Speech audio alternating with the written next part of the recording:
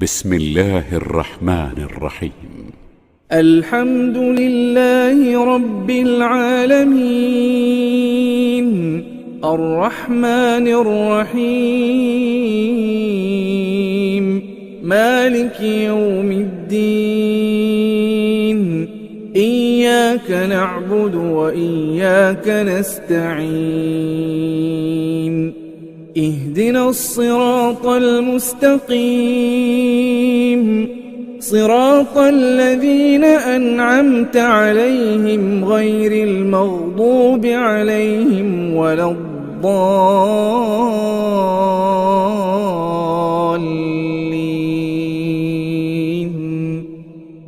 بسم الله الرحمن الرحيم. ألف لام ميم ذلك الكتاب لا ريب فيه هدى للمتقين الذين يؤمنون بالغيب ويقيمون الصلاة ومما رزقناهم ينفقون والذين يؤمنون بما أنزل إليك وما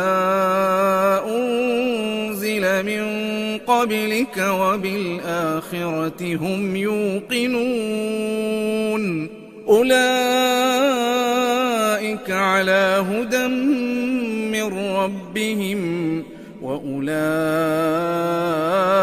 هم المفلحون.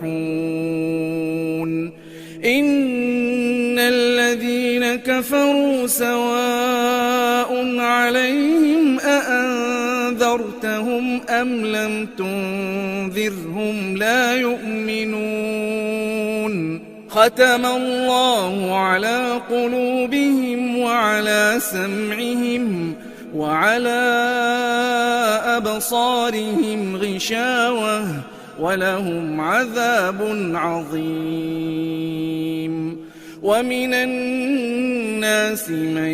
يقول آمنا بالله وباليوم الآخر وما هم بمؤمنين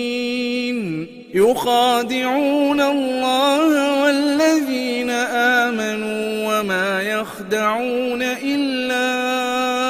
أنفسهم وما يشعرون في قلوبهم مرض فزادهم الله مرضا ولهم عذاب أليم بما كانوا يكذبون. وإذا قيل لهم لا تفسدوا في الأرض قالوا إنما نحن مصلحون ألا إنهم هم المفسدون ولكن لا يشعرون. وإذا قيل لهم آمنوا كما آمن الناس قالوا أنؤمن كما آمن السفهاء ألا إنهم هم السفهاء ولكن لا يعلمون. وإذا لقوا الذين آمنوا قالوا آمنا وإذا خلوا إلى شياطينهم قالوا إنا معكم إنما نحن مستهزئون الله يستهزئ بهم ويمدهم في طغيانهم يعمهون. أولئك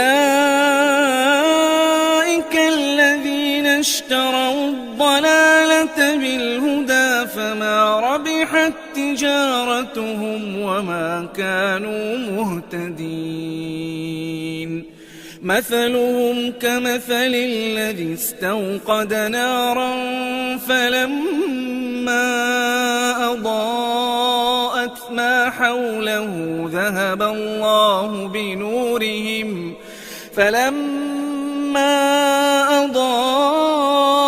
ما حوله ذهب الله بنورهم وتركهم في ظلمات لا يبصرون صم بكم عمي فهم لا يرجعون أو كصيب من السماء فيه ظلمات ورعد وبرق يجعلون أصابعهم في آذانهم من الصواعق حذر الموت والله محيط بالكافرين يكاد البرق يخطف أبصارهم كلما أضاء لهم مشوا فيه وإذا أظلم عليهم قاموا ولو شاء الله لذهب بسمعهم وأبصارهم إن الله على كل شيء قدير يا أيها الناس اعبدوا ربكم الذي خلقكم والذين من قبلكم لعلكم تتقون الذي جعل لكم الأرض فراشا والسماء بناء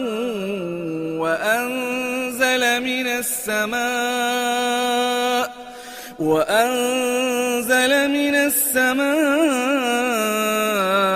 ماء فأخرج به من الثمرات رزقا لكم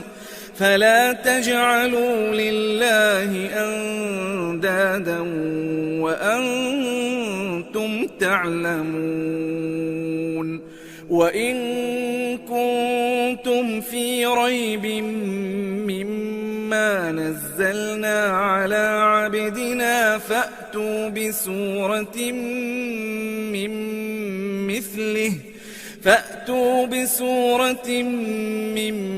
مثله وادعوا شهداءكم من دون الله إن كنتم صادقين فإن لم تفعلوا ولن تفعلوا فاتقوا النار التي وقودها الناس والحجارة أعدت للكافرين وبشر الذين آمنوا وعملوا الصالحات أن لهم جنات تجري من تحتها الأنهار كلما رزقوا منها من ثمرة رزقا قالوا هذا الذي رزقنا من قبل وأتوا به متشابها ولهم فيها أزواج مطهرة وهم فيها خالدون إن الله لا يستحيي أن يضرب مثلا ما بعوضة فما فوقها فأما الذين آمنوا فيعلمون أنه الحق من ربهم وأما الذين كفروا فيقولون ماذا أراد الله بهذا مثلا يضل به كثيرا ويهدي به كثيرا وما يضل به إلا الفاسقين الذين ينقضون عهد الله من بعد ميثاقه ويقطعون ما أمر الله به أن يوصل ويفسدون في الأرض أولئك هم الخاسرون. كيف تكفرون بالله وكنتم أمواتا فأحياكم ثم يميتكم ثم يحييكم ثم إليه ترجعون.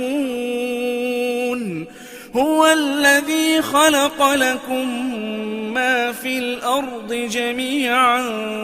ثم استوى إلى السماء فسواهن 7 سماوات وهو بكل شيء عليم. وإذ قال ربك للملائكة إني جاعل في الأرض خليفة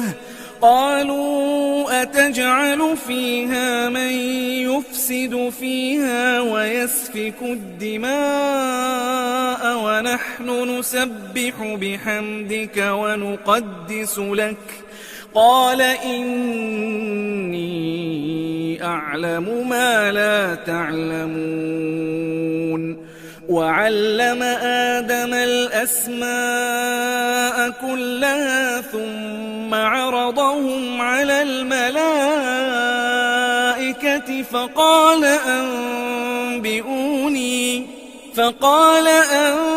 أنبئوني بأسماء هؤلاء إن كنتم صادقين. قالوا سبحانك لا علم لنا إلا ما علمتنا إنك أنت العليم الحكيم. قال يا آدم أنبئهم بأسمائهم فلما أنبأهم بأسمائهم قال ألم أقل لكم إني أعلم غيب السماوات والأرض وأعلم ما تبدون وما كنتم تكتمون. وإذ قلنا للملائكة اسجدوا لآدم فسجدوا إلا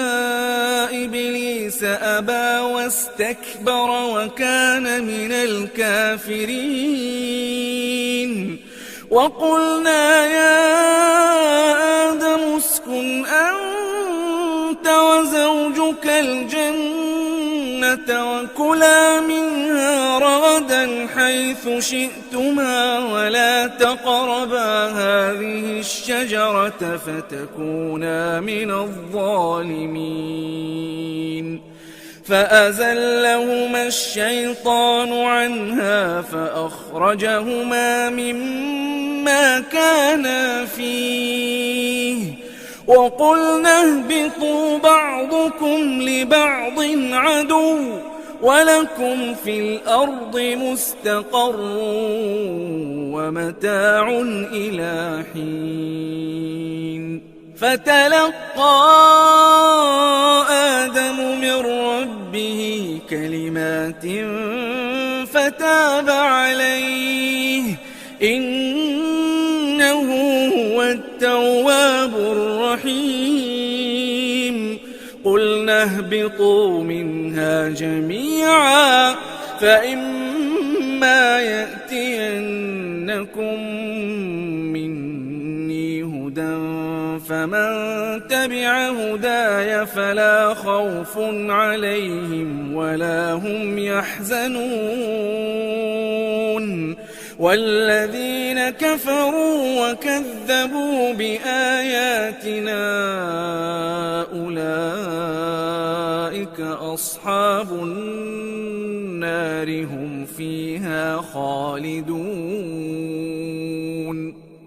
يا بني إسرائيل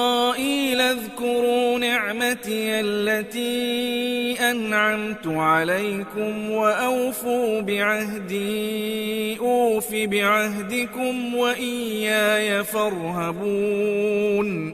وآمنوا بما أنزلت مصدقا لما معكم ولا تكونوا أول كافر به ولا تشتروا بآياتي ثمنا قليلا وإياي فاتقون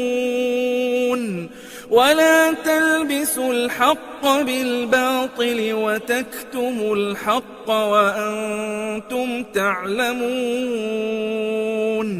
وأقيموا الصلاة وآتوا الزكاة واركعوا مع الراكعين أتأمرون الناس بالبر وتنسون أنفسكم وأنتم تتلون الكتاب أفلا تعقلون واستعينوا بالصبر والصلاة وإنها لكبيرة إلا على الخاشعين الذين يظنون أنهم ملاقو ربهم وأنهم إليه راجعون يا بني إسرائيل اذكروا نعمتي التي أنعمت عليكم وأني فضلتكم على العالمين واتقوا يوما لا تجزي نفس عن نفس شيئا ولا يقبل منها شفاعة ولا يؤخذ منها عدل ولا هم ينصرون وإذ نجيناكم من آل فرعون يسومونكم سوء العذاب يذبحون أبناءكم ويستحيون نساءكم وفي ذلكم بلاء من ربكم عظيم وإذ فرقنا بكم البحر فأنجيناكم وأغرقنا آل فرعون وأنتم تنظرون وإذ واعدنا موسى 40 ليلة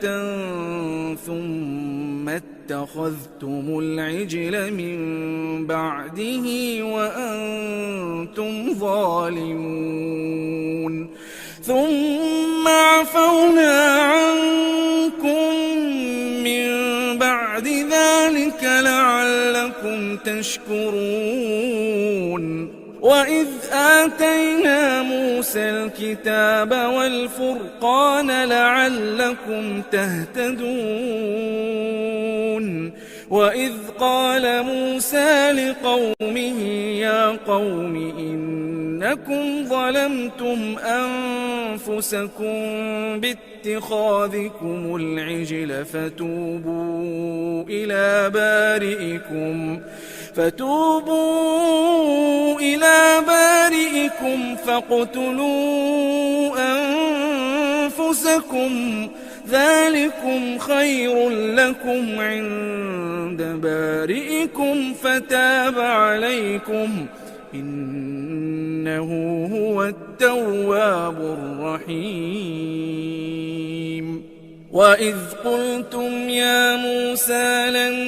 نؤمن نؤذن لك حتى نرى الله جهرة فأخذتكم الصاعقة وأنتم تنظرون ثم بعثناكم من بعد موتكم لعلكم تشكرون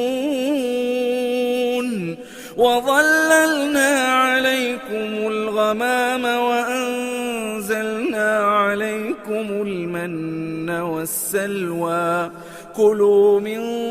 طيبات ما رزقناكم وما ظلمونا ولكن كانوا أنفسهم يظلمون وإذ قلنا ادخلوا هذه القرية فكلوا منها حيث شئتم رغدا وادخلوا الباب سجدا وقولوا حطة نغفر لكم خطاياكم وسنزيد المحسنين فبدل الذين ظلموا قولا غير الذي قيل لهم فأنزلنا على الذين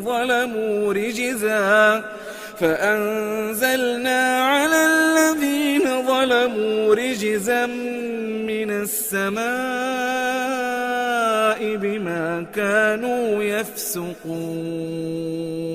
وإذ استسقى موسى لقومه فقلنا اضرب بعصاك الحجر فانفجرت منه 12 عينا قد علم كل أناس مشربهم كلوا واشربوا من رزق الله ولا تعثوا في الأرض مفسدين وإذ قلتم يا موسى لن نصبر على طعام واحد فادع لنا ربك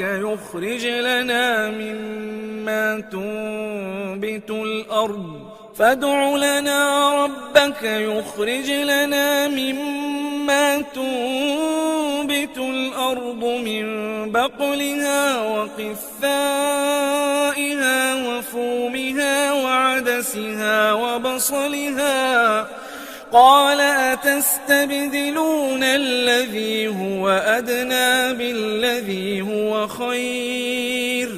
اهبطوا مصرا فإن لكم ما سألتم وضربت عليهم الذلة والمسكنة وباءوا بغضب من الله ذلك بأنهم كانوا يكفرون بآيات الله ويقتلون النبيين بغير الحق ذلك بما عصوا وكانوا يعتدون إن الذين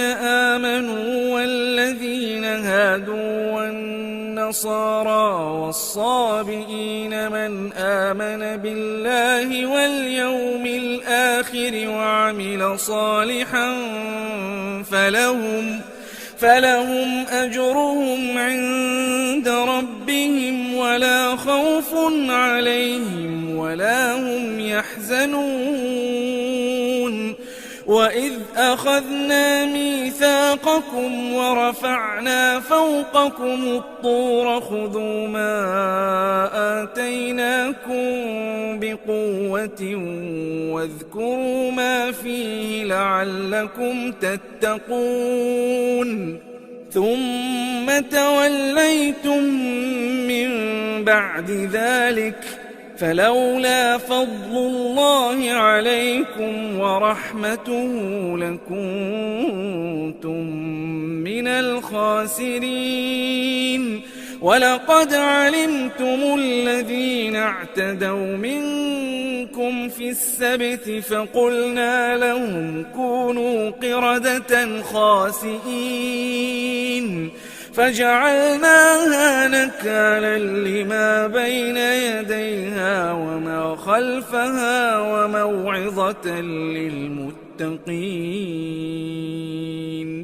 وإذ قال موسى لقومه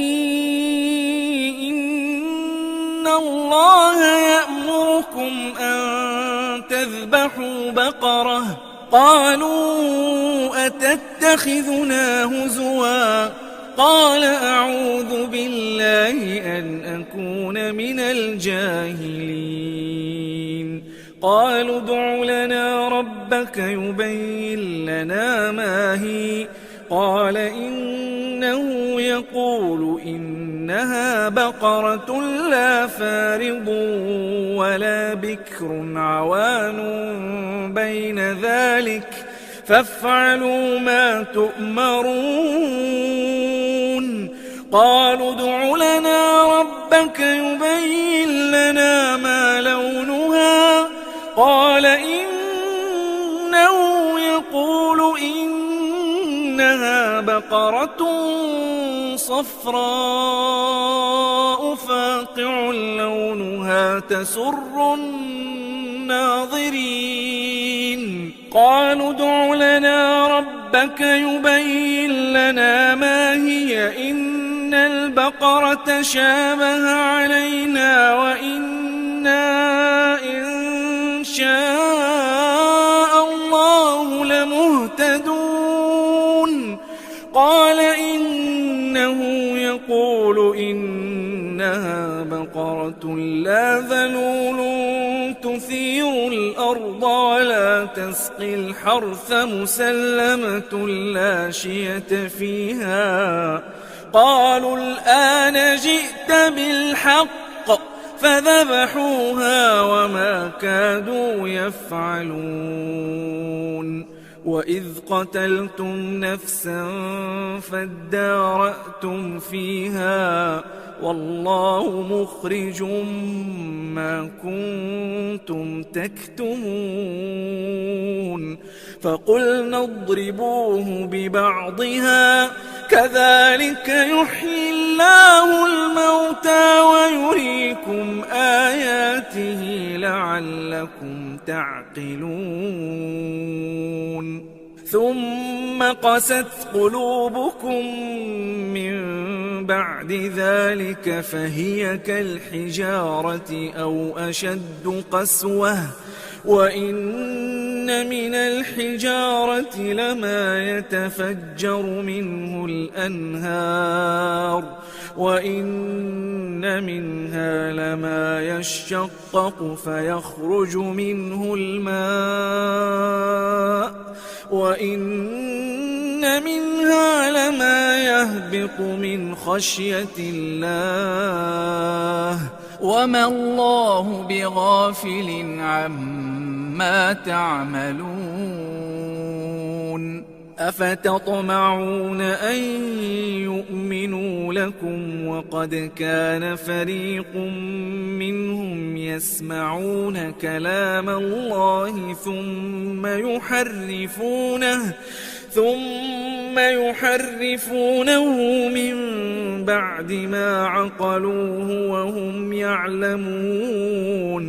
وإذا لقوا الذين آمنوا قالوا آمنا وإذا خلا بعضهم إلى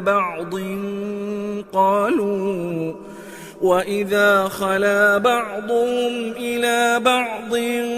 قالوا أتحدثونهم بما فتح الله عليكم ليحاجوكم به عند ربكم أفلا تعقلون. أولا يعلمون أن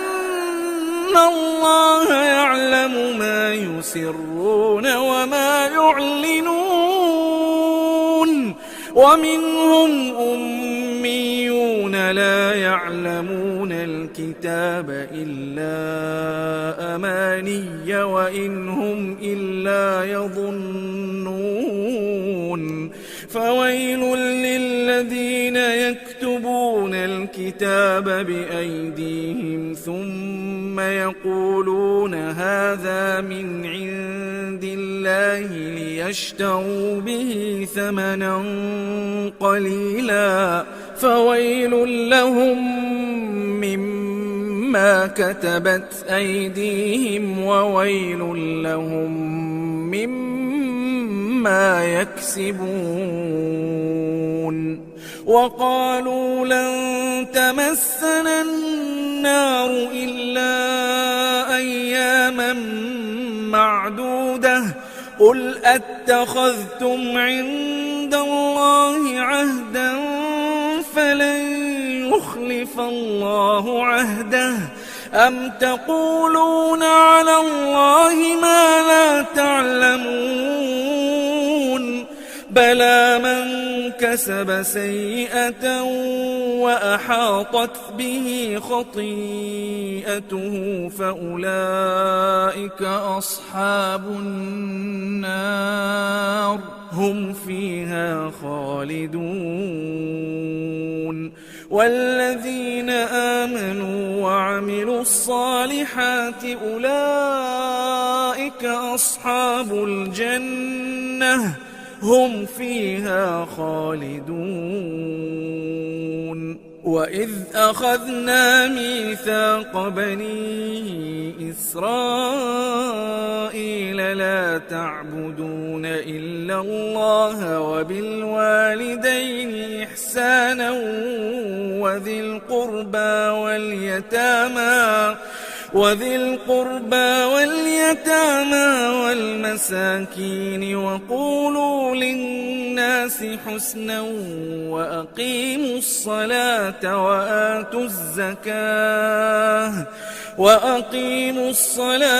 وآتوا الزكاة ثم توليتم إلا قليلا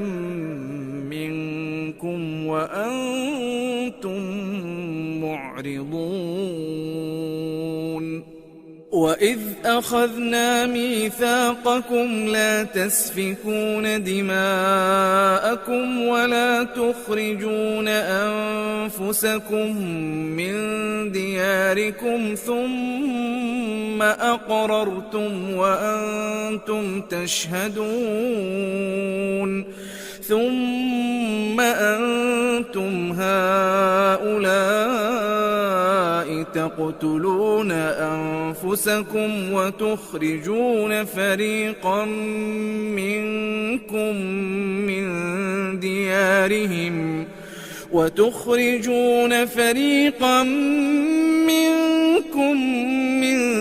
ديارهم تظاهرون عليهم بالإثم والعدوان وإن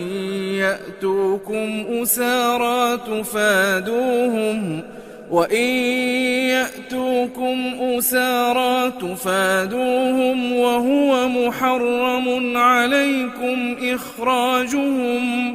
أفتؤمنون ببعض الكتاب وتكفرون ببعض فما جزاء من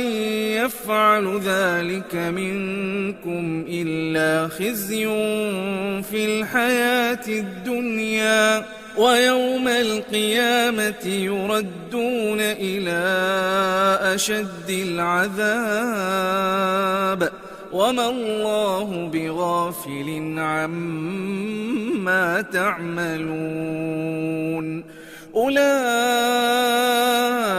الذين اشتروا الحياة الدنيا بالآخرة فلا يخفف عنهم العذاب ولا هم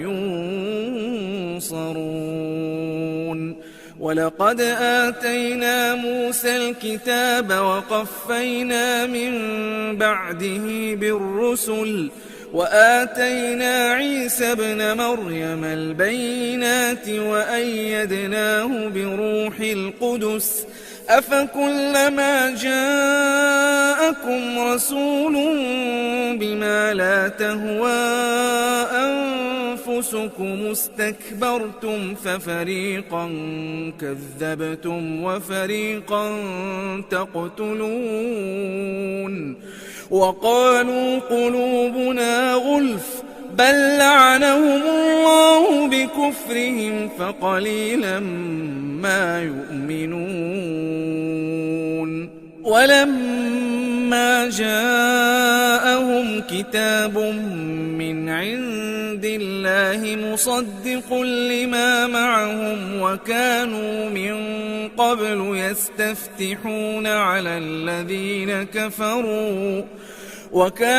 من قبل يستفتحون على الذين كفروا فلما جاءهم ما عرفوا كفروا به فلعنة الله على الكافرين بئس ما اشتروا به أنفسهم أن يكفروا بما أنزل الله بغيا أن ينزل الله من فضله على من يشاء من عباده فباءوا بغضب على غضب وللكافرين عذاب مهين وإذا قيل لهم آمنوا بما أنزل الله قالوا نؤمن بما أنزل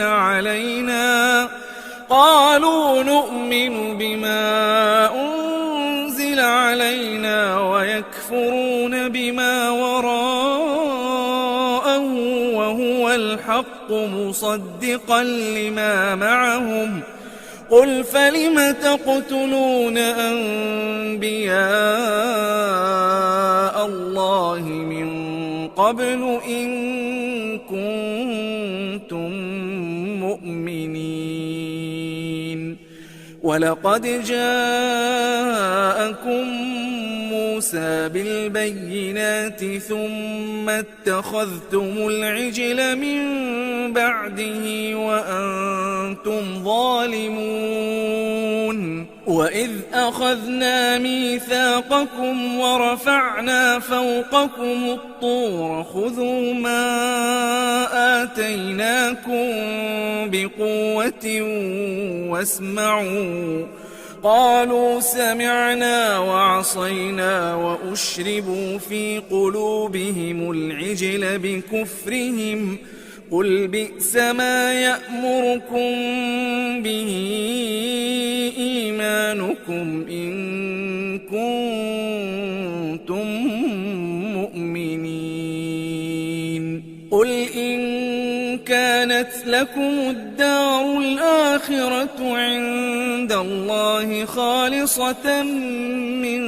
دون الناس فتمنوا الموت إن كنتم صادقين ولن يتمنوه أبدا بما قدمت أيديهم والله عليم بالظالمين ولتجدنهم أحرص الناس على حياة ومن الذين أشركوا يود أحدهم لو يعمر 1000 سنة وما هو بمزحزحه من العذاب أن يعمر والله بصير بما يعملون قل من كان عدوا لجبريل فإنه نزله على قلبك بإذن الله مصدقا لما بين يديه وهدى وبشرى للمؤمنين من كان عدوا لله وملائكته ورسله وجبريل وميكال فإن الله عدو للكافرين ولقد أنزلنا إليك آيات بينات وما يكفر بها إلا الفاسقون أو كلما عاهدوا عهدا نبذه فريق منهم بل أكثرهم لا يؤمنون ولما جاءهم رسول من عند الله مصدق لما معهم نبذ فريق من الذين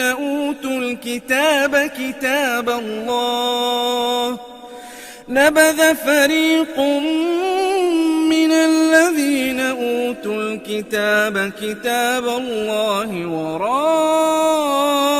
ظهورهم كأنهم لا يعلمون واتبعوا ما تتلو الشياطين على ملك سليمان وما كفر سليمان ولكن الشياطين كفروا يعلمون الناس السحر وما أنزل على الملكين ببابل هاروت وماروت وما يعلمان من أحد حتى يقولا إنما نحن فتنة فلا تكفر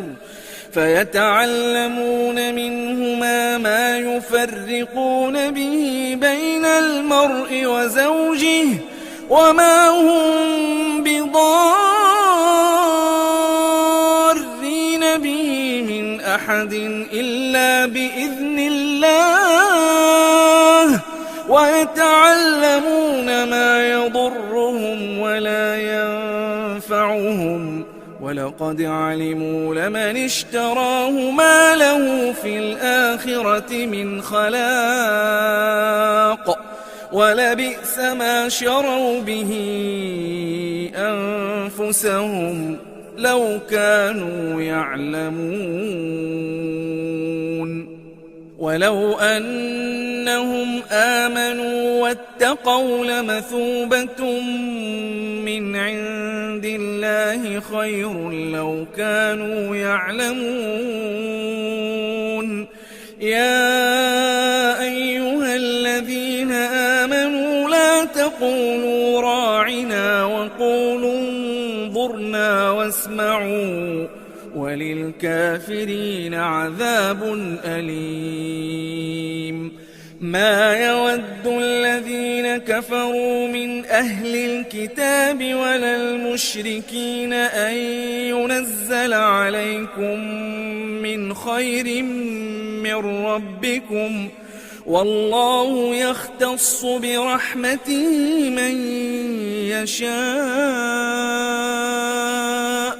والله ما ننسخ من آية أو ننسها نأت بخير منها أو مثلها ألم تعلم أن الله على كل شيء قدير ألم تعلم أن الله له ملك السماوات والأرض وما لكم من دون الله من ولي ولا نصير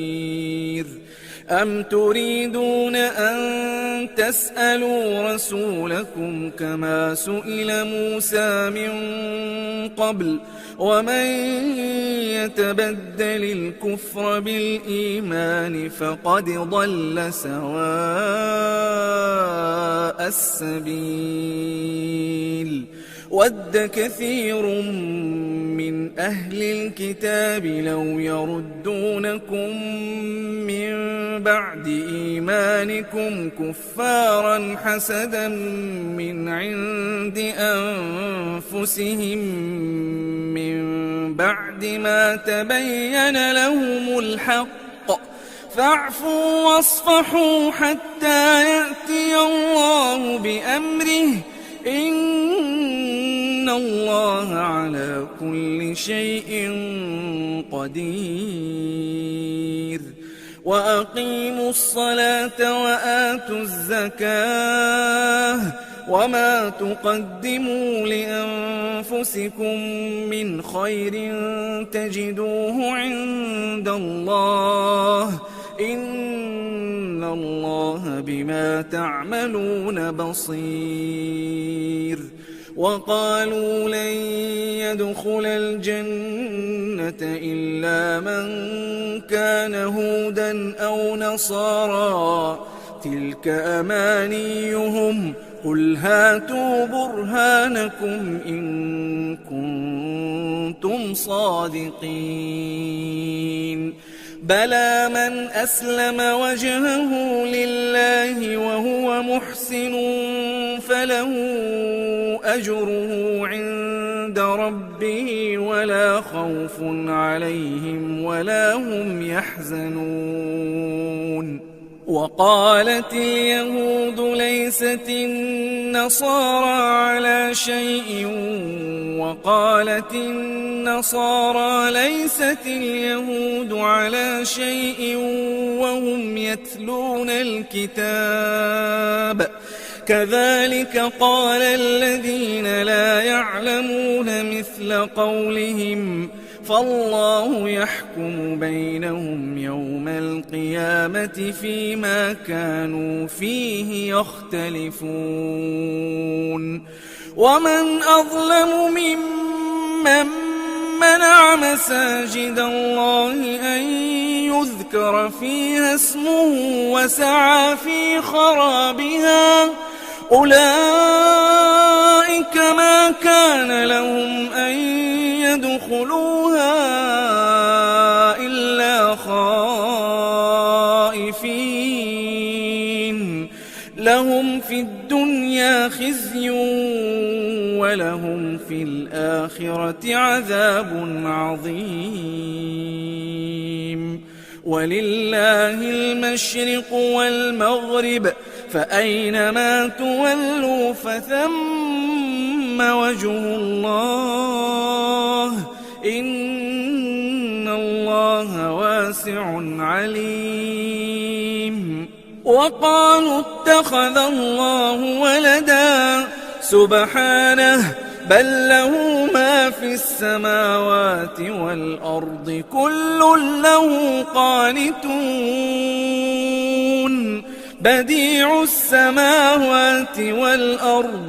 وإذا قضى أمرا فإنما يقول له كن فيكون وقال الذين لا يعلمون لولا يكلمنا الله أو تأتينا آية كذلك قال الذين من قبلهم مثل قولهم تشابهت قلوبهم قد بينا الآيات لقوم يوقنون إنا أرسلناك بالحق بشيرا ونذيرا ولا تسأل عن أصحاب الجحيم ولن ترضى عنك اليهود ولا النصارى حتى تتبع ملتهم قل إن هدى الله هو الهدى ولئن اتبعت أهواءهم بعد الذي جاءك من العلم ما لك من الله من ولي ولا نصير الذين آتيناهم الكتاب يتلونه حق تلاوته أولئك يؤمنون به ومن يكفر به فأولئك هم الخاسرون يا بني إسرائيل اذكروا اذكروا نعمتي التي أنعمت عليكم وأني فضلتكم على العالمين واتقوا يوما لا تجزي نفس عن نفس شيئا ولا يقبل منها عدل ولا تنفعها شفاعة ولا هم ينصرون وإذ ابتلى إبراهيم ربه بكلمات فأتمهن قال إني جاعلك للناس إماما قال ومن ذريتي قال لا ينال عهد الظالمين وإذ جعلنا البيت مثابة للناس وأمنا واتخذوا من مقام إبراهيم مصلى وعهدنا إلى إبراهيم وإسماعيل أن طهرا بيتي للطائفين والعاكفين والركع السجود وإذ قال إبراهيم رب اجعل هذا بلدا آمنا وارزق أهله من الثمرات من آمن منهم بالله واليوم الآخر قال ومن كفر فأمتعه قليلا ثم أضطره إلى عذاب النار وبئس المصير وإذ يرفع إبراهيم القواعد من البيت وإسماعيل ربنا تقبل منا إنك أنت السميع العليم ربنا وجعلنا مسلمين لك ومن ذريتنا أمة مسلمة لك وأرنا مناسكنا وتب علينا إنك أنت التواب الرحيم ربنا وابعث فيهم رسولا منهم يتلو عليهم آياتك ويعلمهم الكتاب والحكمة ويزكيهم إنك أنت العزيز الحكيم ومن يرغب عن ملة إبراهيم إلا من سفه نفسه ولقد اصطفيناه في الدنيا وإنه في الآخرة لمن الصالحين إذ قال له ربه أسلم قال أسلمت لرب العالمين ووصى بها إبراهيم بنيه ويعقوب يا بني إن الله اصطفى لكم الدين فلا تموتن إلا وأنتم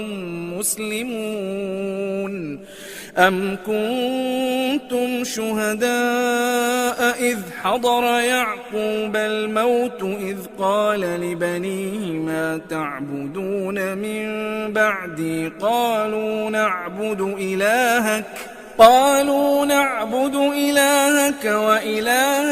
آبائك إبراهيم وإسماعيل وإسحاق إلها واحدا ونحن له مسلمون تلك أمة قد خلت لها ما كسبت ولكم ما كسبتم ولا تسألون عما كانوا يعملون وقالوا كونوا هودا أو نصارى تهتدوا قل بل ملة إبراهيم حنيفا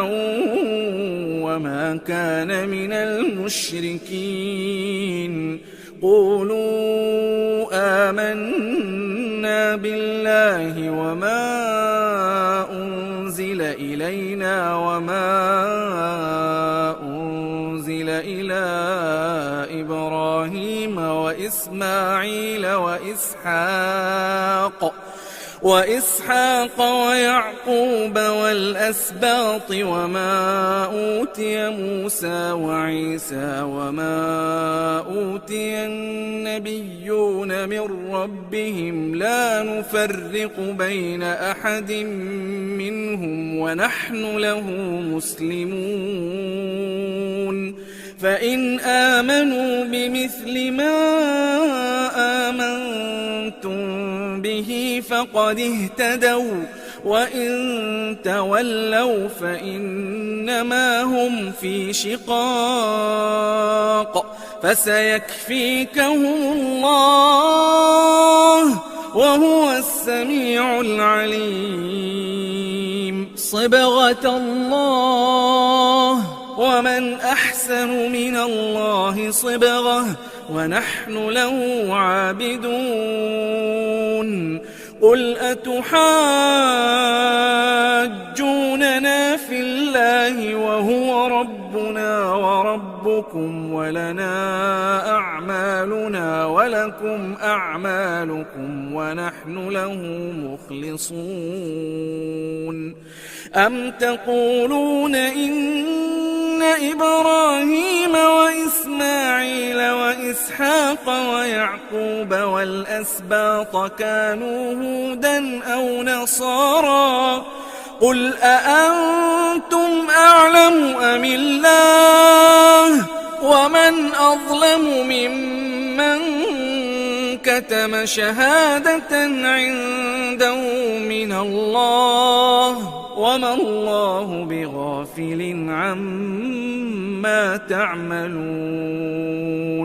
تلك أمة قد خلت لها ما كسبت ولكم ما كسبتم ولا تسألون عما كانوا يعملون